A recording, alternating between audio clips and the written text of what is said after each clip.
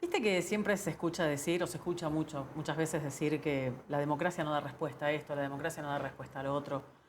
Em, ¿Tiene la democracia que dar respuesta? O sea, si uno parte de una cierta premisa de que la política es una herramienta que debería tener un impacto positivo o transformador de alguna manera, idealmente positiva, en las vidas de las personas y el sistema político que tenemos es el democrático, bueno, entonces evidentemente la democracia es razonable exigirle que dé respuestas que tienen que ver con la mejora de la calidad de vida, a título personal, como sujeto, persona que cree que la democracia es efectivamente el sistema por lo menos más piola que tenemos ahora disponible para organizarnos y para gestionarnos en comunidad. Me parece que está bien esperar que la democracia a cambio valide su condición de régimen superador, en la medida en que efectivamente lo sea o que no aparezca algo que nos interpele de una manera colectiva y, y que nos lleve a creer que eso nos hace más participativos. A mí me parece bien exigirle a la democracia. ¿A qué cosas te parece que no da respuesta? ¿Cuáles son las principales deudas? Bueno, estamos en un momento muy particular a nivel social, proyección. Es como difícil.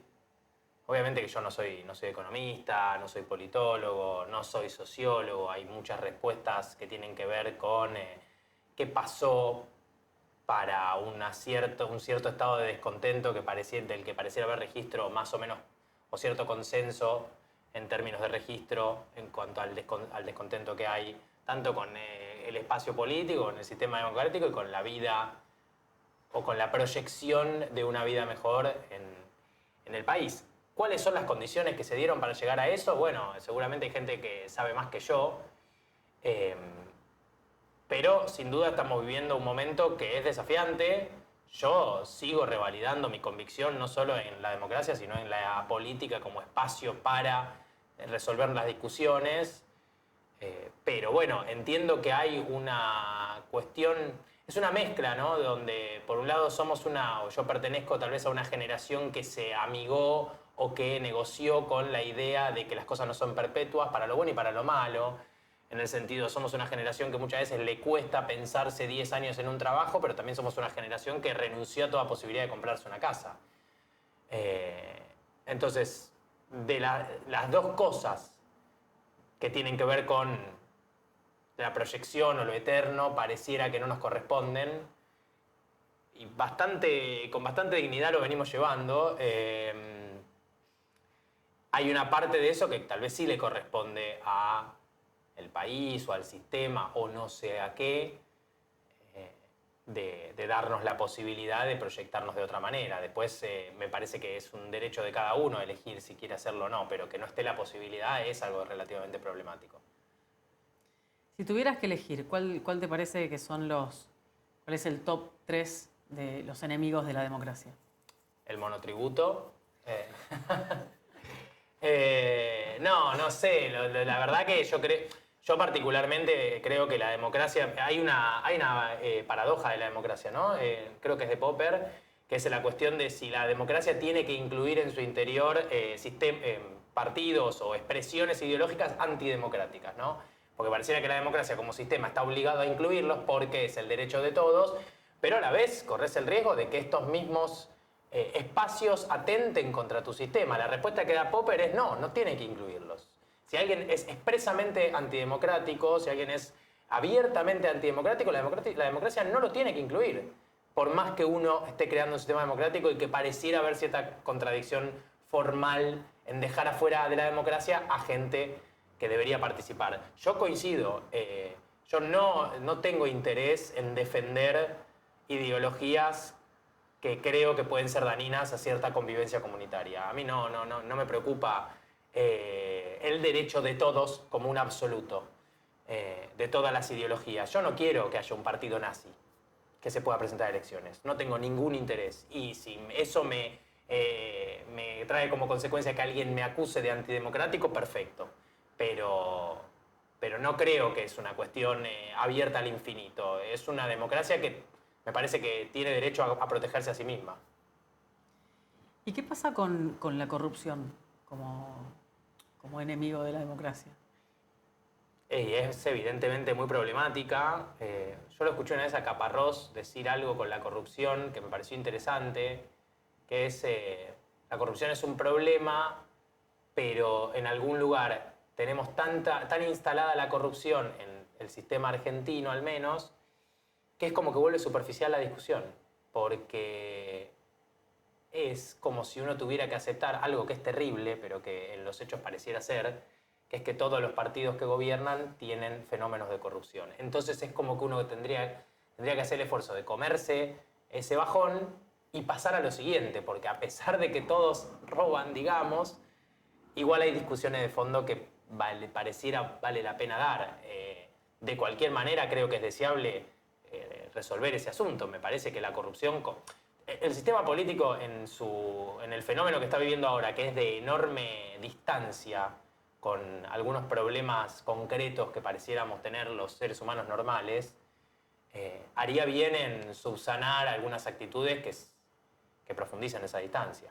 Lula capaz es un ejemplo de esto. ¿Qué decís? ¿De qué? De esto, de esta situación de un presidente que le hace bien a un país. Sí. Y que termina atravesando un proceso como el que atravesó Lula. Entiendo que el proceso de Lula igualmente, digamos, en su círculo final lo termina eximiendo de la corrupción. De cualquier manera, los detalles de lo que fue el caso Lula no los tengo, pero si tuviera que elegir, digamos, prefiero a alguien que le hace bien al país, ¿no? Prefiero que el país crezca y conceder. Me parece que se puede elegir hacer ambas cosas, pero si existiera tal disyuntiva, que pareciera más una falacia que una disyuntiva, elijo igualmente creer que prefiero tener un país mejor. Si alguien viniera y me pusiera un arma en la cabeza y me dijera, tenés que elegir, mi respuesta es, prefiero estar bien, prefiero que el país crezca. Digo, ¿me gusta que alguien robe? No, pero entre estar mal y que roben y estar bien y que roben, quiero estar bien. Y quiero que el país, si el país en última instancia termina creciendo, bueno, me gustaría, me parece que podemos crear condiciones para finalmente tener todo. Pero si hay que elegir, creo que está bueno estar bien.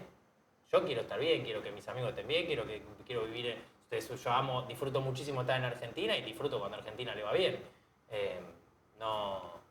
Esa es para mí toda la disyuntiva. Soy muy práctico. Obviamente que después quienes sepan más de política o de economía o de otros temas tendrán, o mismo de derecho, en términos del lawfare, tendrán como un montón de criterios para entrar en la discusión que a mí no tengo los elementos para participar. Y entonces, sin esos elementos, lo único que pienso es tener una vida mejor y ser muy práctico. Y que la gente se quede. ¿Te parece que nosotros en Argentina, en términos relativos, ¿no? En Argentina y en Latinoamérica en general, lo que tenemos es democracia? Sí, o sea, de nuevo, creo que es una pregunta para hacerle a alguien quizás mucho más especialista en el tema. Yo voy a hablar tocando de oído. Mi sensación es que tal vez en Argentina, en donde no tuvimos grandes estallidos sociales como si tuvieron otros países vecinos, no sé, Chile, Perú ahora, y algunos más, creo que Colombia tuvo hace poquito también. Me parece que Argentina en estos momentos tiene una democracia razonable, saludable. Acabamos de tener alternancia de las dos grandes coaliciones en el gobierno, más allá de las particularidades, terminaron el gobierno, digamos, pudieron ejecutar con cierto criterio lo que creían era lo mejor. Y en todo caso lo que pasa es que estamos teniendo una dificultad muy grande para salir de un estado de crisis, pero no me parece que el sistema democrático hoy está en riesgo. Sí es problemático el hecho de que después de alternar las grandes coaliciones y en la sucesión de ciertos años malos, la política empiece a perder credibilidad como herramienta que mejora la vida de las personas. Pero por ahora me parece que el régimen democrático se mantiene bien. ¿Qué te pasa o qué te genera cuando si sentís alguna vez, o mucha gente que siente, que en realidad ninguna opción política la representa, ¿no? Esto de sentir, voy a votar y siento que todo lo que tengo para elegir, ninguno me representa, nada, ¿no? Nada es una opción. Es una situación muy problemática. porque realmente creo que, o sea, deseo que los espacios políticos encuentren canales para que todos sintamos que podemos proyectarnos y sentirnos justamente representados, que es al final la búsqueda del sistema democrático. Y pienso que cuanto más nos alejamos de la política, cuanto más lejos nos quedan las discusiones políticas de las discusiones cotidianas, en última instancia lo que se debilita sí es el régimen democrático o la política como herramienta. Entonces, a mí, a título muy personal, esto obviamente no como un especialista ni como alguien que estudia el tema, me resulta conflictivo, me resulta incómodo, que desearía sentirme plenamente representado, incluso en la derrota de algo de alguien que creo expresa mi deseo. ¿Alguna reflexión a 40 años de la recuperación de la democracia? Me parece que hay ciertos discursos que estuvieron apareciendo en el último tiempo que relativizan lo que fue el fenómeno antidemocrático o el golpe de Estado que tuvimos en el 76 y las consecuencias que tuvo a nivel individual, a nivel identidad, a nivel lucha, resistencia, identificación, narrativa del país. Creo que la reflexión más grande que hay a 40 años es la vuelta a la tragedia y al dimensionar la terrible vida que implica no tener democracia y lo realmente dañino que fue ese fenómeno. Yo no creo, a mí los discursos, viste, que relativizan el número de desaparecidos o que buscan ganar la discusión como si fuera una discusión de números, como si fuera relevante el número final, más allá de que el número 30.000 tiene una razón de ser y tiene una explicación histórica. En última instancia, pareciera que si son menos, no fue tan grave. Y yo creo que, digamos, obviamente como una persona que no vivió la dictadura, pero sí que escucha y que vi, que leí, que escuché muchos videos, la escucho a las personas que participaron, a las personas que lucharon, a las abuelas, a las madres, figuras que hoy también por momentos reciben un desprecio exagerado para ser referentes de un momento muy oscuro de la Argentina, referentes de la lucha y resistencia de un momento realmente muy oscuro. Creo que corresponde volver a poner en perspectiva y a darle una dimensión de la verdadera tragedia y de la necesidad de que bajo ningún punto de vista se den condiciones para que nada de eso se acerque a nuestra realidad. ¿Qué ves, qué te pasa con el resurgimiento, si es que lo ves, de los discursos de odio? Me son muy preocupantes, me parecen sumamente antidemocráticos, no me parecen propios de la convivencia, por eso te decía lo del principio. Yo no soy un defensor de la convivencia al infinito, no me interesa compartir ningún espacio con alguien que cree que matando a X cantidad de personas o sacando de la participación ciudadana a determinado subgrupo, el país o la democracia mejora, o su sistema mejora, o su vida mejora. Yo no concibo el mundo de esa manera, no creo que las cosas se resuelven de esa manera y no me interesa que ese tipo de pensamientos sean parte de mi discusión. ¿Ves de base una crisis de valores? Quizás lo que veo es que hay cierta dificultad para encontrar narrativas así universales, que engloben y que ordenen las cuestiones humanas como lo hubo en otra época, como lo hubo acá, digamos. Me parece que hay narrativas enormes que atravesaron a la humanidad en distintos momentos. La Guerra Fría, no sé, capitalismo, comunismo, la religión en algún momento. Todas esas narrativas que tenían una potencia y una transversalidad muy grande, evidentemente cayeron en cierta decadencia y ahora tenemos narrativas mucho más chiquitas, mucho más individuales, menos universales, y eso, bueno, aunque digamos tiene como consecuencia el aumento de la responsabilidad de cada uno, también dificulta la universalización de ciertos valores, cosa que no necesariamente tiene que ser negativa, pero que bueno, abre el juego a lugares que también pueden ser de disputa y complicados. Y dificulta mucho más la construcción colectiva de cualquier cosa. Dificulta mucho más, sí, dificulta. Bueno, yo creo que se pueden crear condiciones para que esa construcción colectiva, en última instancia, triunfe, digamos, ¿no? El espacio público o la recuperación del espacio público como lugar para debatir valores y para, en última instancia, consensuar. Y sobre todo también pensando el consenso como la posibilidad de ceder, no la posibilidad de triunfar, ¿no? Digo, el consenso, en última instancia, tiene mucho más que ver con no hacer lo que quiero que con que gane mi deseo. Entonces, la puesta en valor del espacio público como la posibilidad de crear consensos y de postergarme, me parece que es algo que se puede crear. Igual te escucho y como que sos un optimista. Soy un optimista. Soy 100% un optimista. Claro. Soy pesimista, solo puertas para adentro. Porque te escucho hablar y te escucho hablar, por ejemplo, del espacio público y de la recuperación del espacio público. Nosotros, vos sabés que venimos de Rosario. Sí.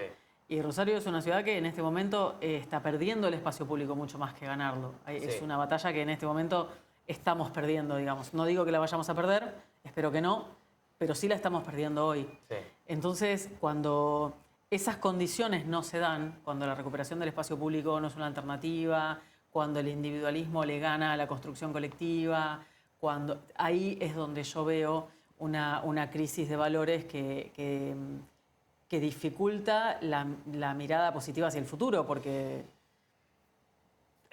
Todas son posibilidades. Siempre creo que uno tiene herramientas para creer que esta es la decadencia definitiva, pero la humanidad, si uno mira la historia del pensamiento, se enfrentó sistemáticamente a pensadores que dijeron de esto sí que no vamos a salir, y la realidad es que nunca se termina. Nunca terminamos de ser increíbles y nunca terminamos de hundirnos. Pasamos por etapas, crisis, momentos mejores, momentos peores, siempre desde la perspectiva de cada uno. Pero sí creo que la atomización de los individuos y la separación, el alejamiento, la desconfianza son condiciones negativas para el desarrollo de lo que creo son con sistemas mejores, diálogos mejores, consensos mejores. La individualización al extremo favorece mucho más los discursos de odio que otra cosa. Bueno, ahí está entonces, ahí está la crisis de valores. No, claro, bueno, evidentemente hay condiciones para que esto suceda. Lo que no digo es que esta es la decadencia definitiva. No, está bien. Bueno. Yo tampoco digo que es la decadencia definitiva. Sí creo que el individualismo, todo esto que venís marcando, esta mirada bien para adentro, bien para uno, no te digo el eclipse, pero sí la ausencia de solidaridad, ¿no? Hace que sea mucho más complejo recuperar esos espacios que muchas veces se recuperan en forma colectiva mucho más que de manera también pienso que hay muchos ¿no? eventos que aparecen en donde la humanidad da señales de resistir. Desde una colecta hasta circunstancias... Yo no sé, digo, me parece que cuando las personas se enfrentan, no sé, viste, no está muerta la empatía. A veces nosotros también queremos creer que ya está. Y la verdad es que aparecen todo el tiempo situaciones en donde la gente da muestras de tener humanidad.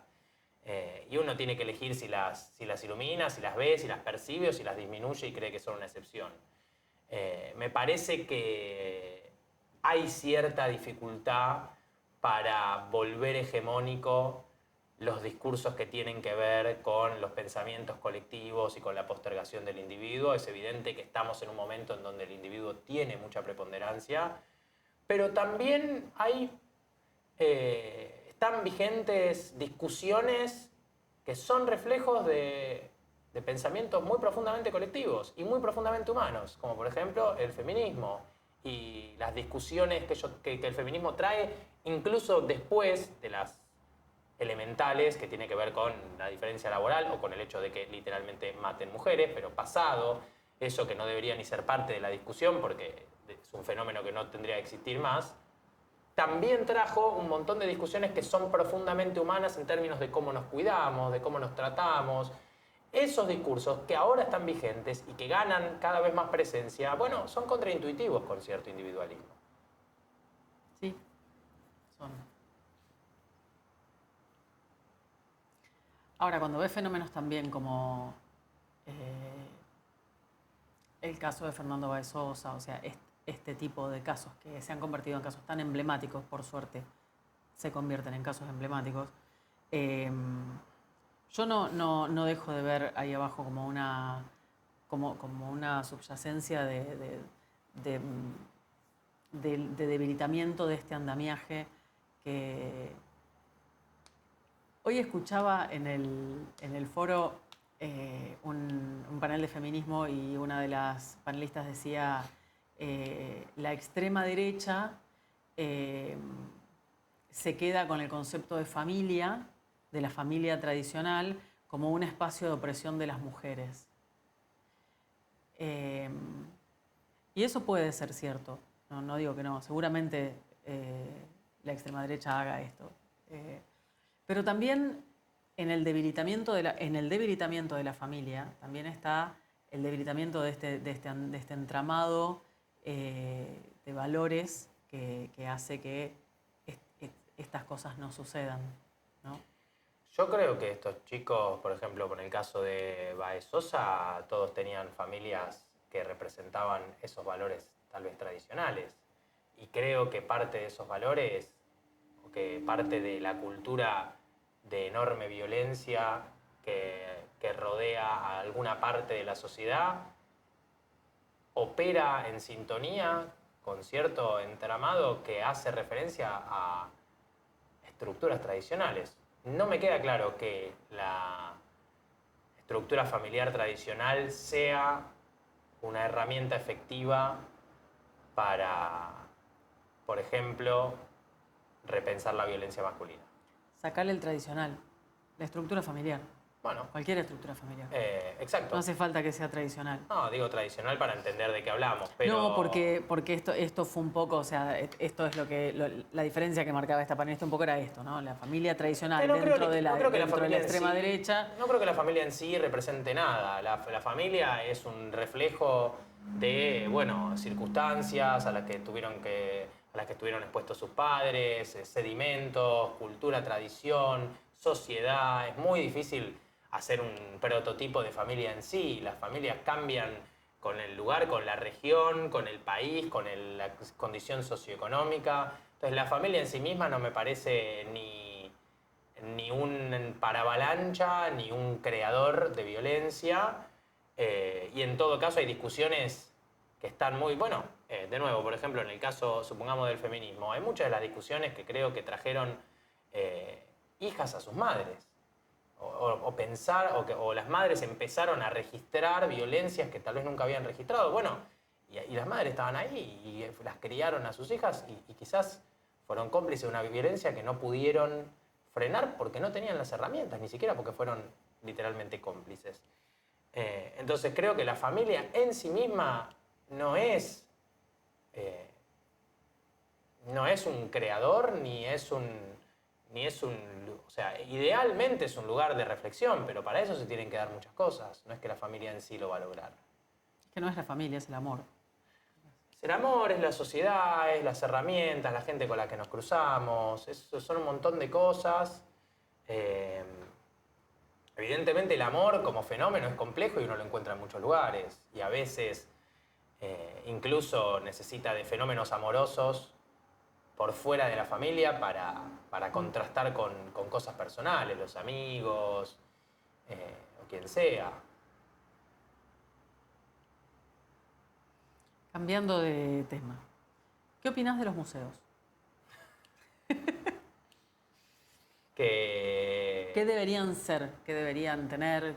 No tengo idea. No tengo una opinión sobre los museos. ¿No tenés? No tengo una opinión sobre los museos. No, tenés que venir al nuestro. Pues tengo que ir al suyo y después te digo qué piense, te doy un feedback. Tenés que venir al nuestro. Pero no tengo formada una opinión de los museos. Algunos me gustan y otros me aburren, es todo lo que te puedo decir. Los de arte. Los de arte me complican un poco. Los de arte son los más complicados. Los de arte me complican un poco. Me gustaría que me interpelen, pero me cuesta. Sí.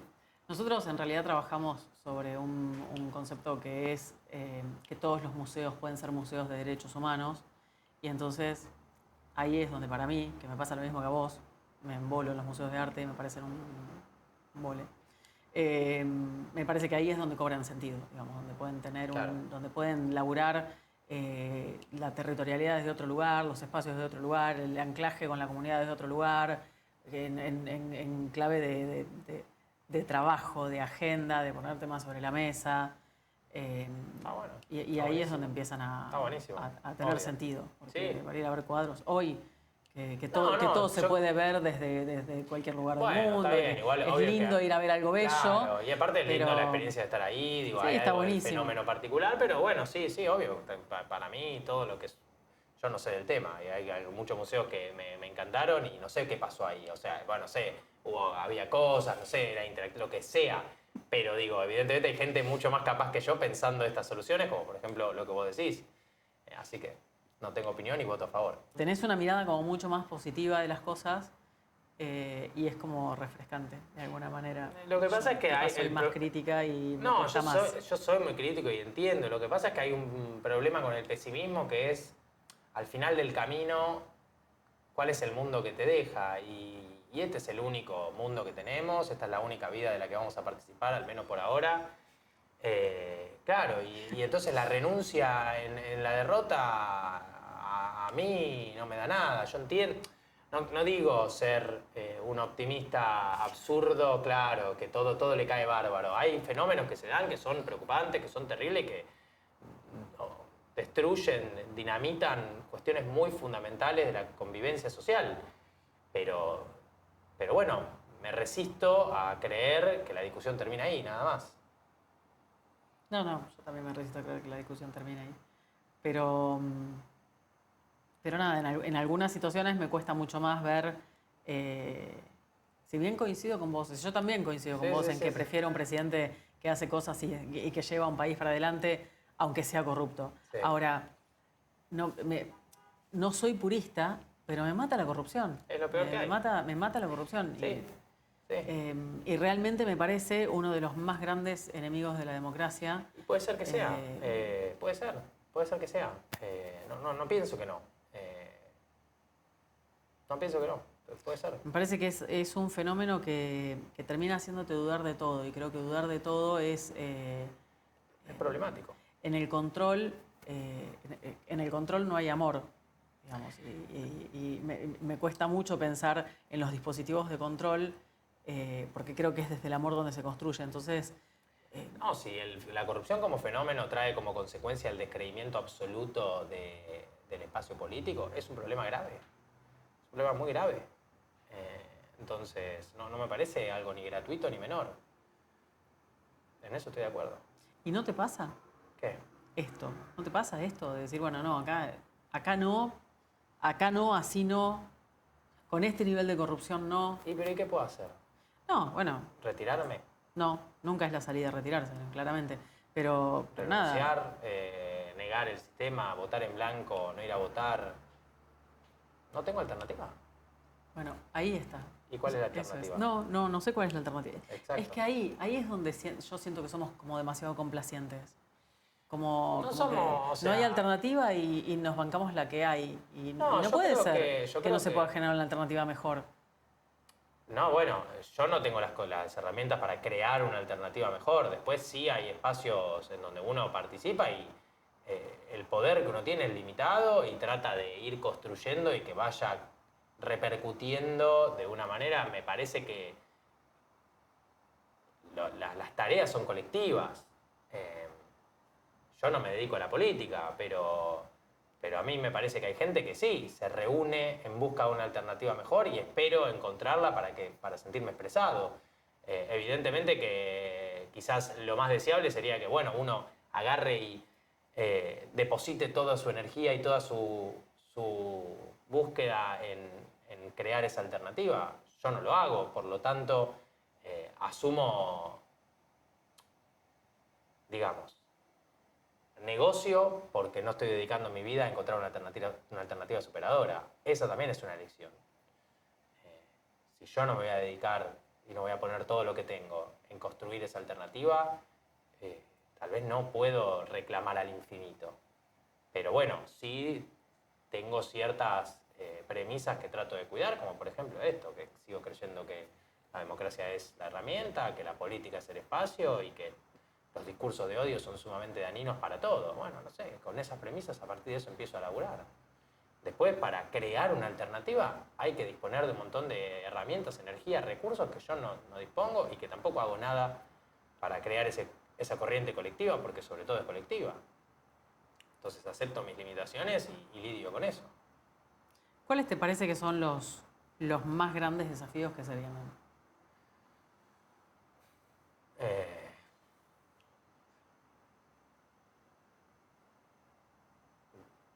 Tal vez volver a sentirnos interpelados por la posibilidad de construir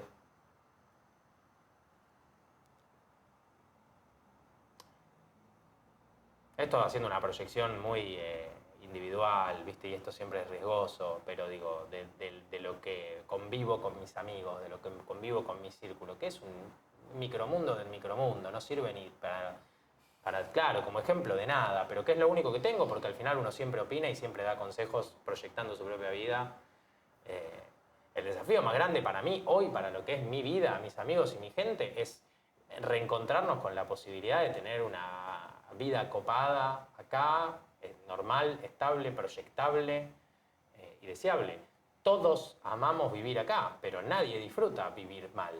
Nadie disfruta de que sea complicado tener laburo, que todo sea tan informal, que sea tan difícil saber cómo va a ser tu año que viene, tu mes que viene, que haya tanta dificultad para lidiar con un alquiler, para pensar en irte de viaje, para ordenarte una vida de una manera distinta y que en todo caso el desorden sea tuyo y no externo. Me parece que eso sería lo más lindo o el desafío más grande.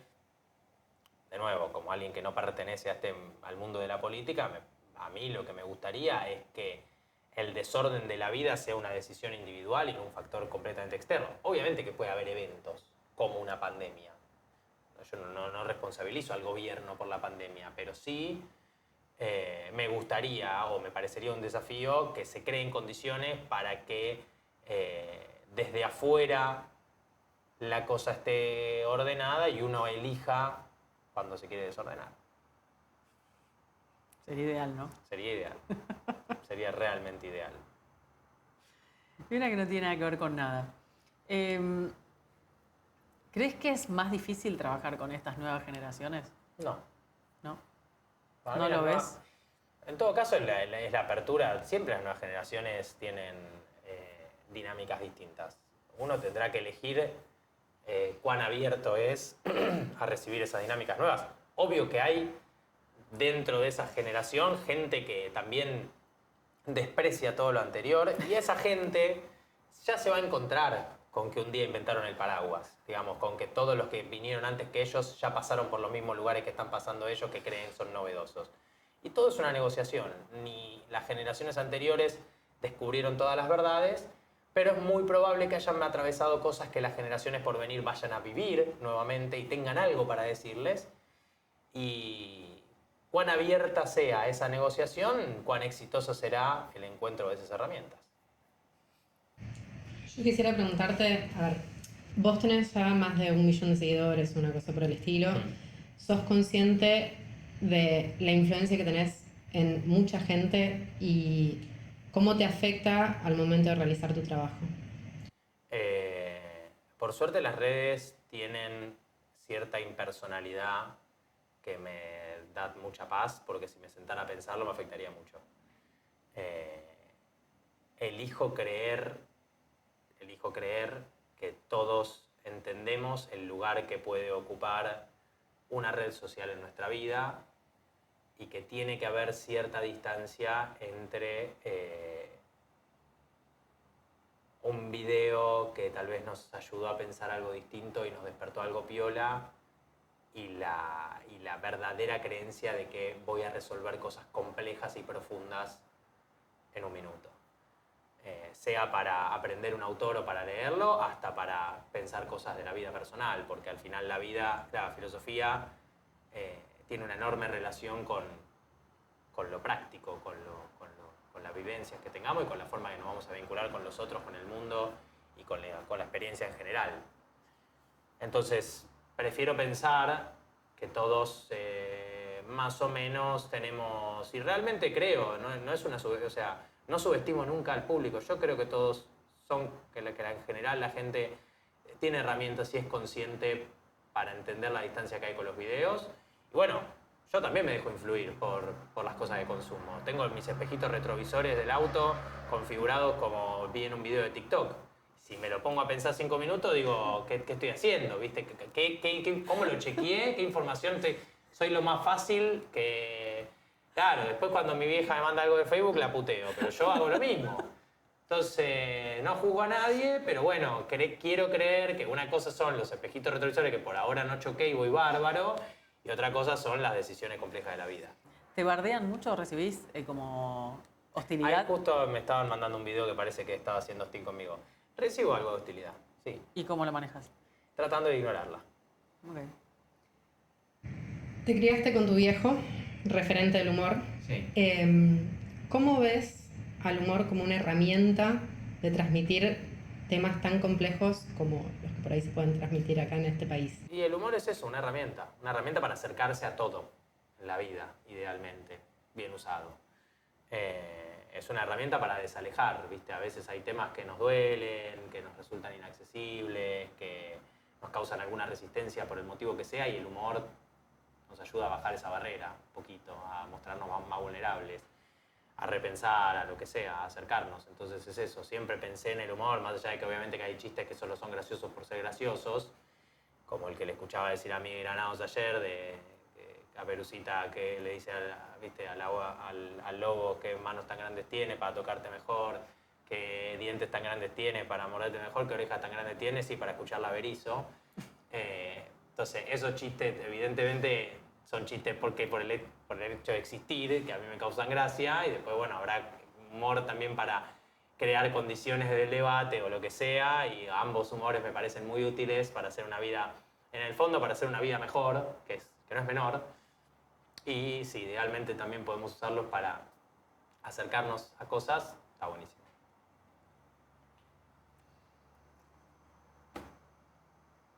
¿Algo que nos quieras decir? ¿Algo que te quede? Creo que dije todo lo que tenía para decir en mi vida.